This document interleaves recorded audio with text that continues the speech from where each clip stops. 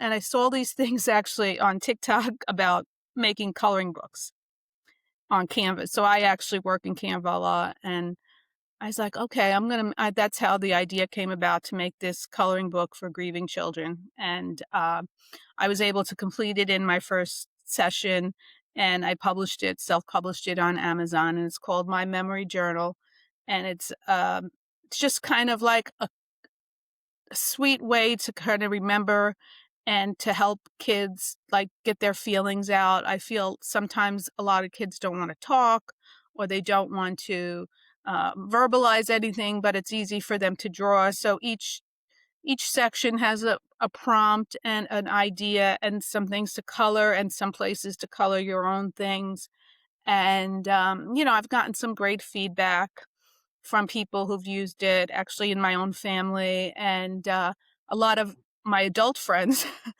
got them for themselves and they loved it. So it's I say it's for children, but it's for kids of all ages and kids like me. I say I'm a kid like them, I'm a grieving kid like them. So, Yeah. and all along it's been a healing process for me just to keep working to it. I also lost my brother 10, 12 years ago, so that was a different loss. And when my mother did pass away, my kids were like in middle school, and it was hard in that respect because I had my grief, but they had their grief because they were very close with her. So there's all different kinds of grief in my background and different things, and I kind of take all those pieces and try to put it together. Um, Mm. so I that's thought it pretty was much it. interesting that you said Oh, sorry. I thought it was interesting that you said it had always been in the back of my mind. So, w not dealing with the grief, necessarily when you were younger.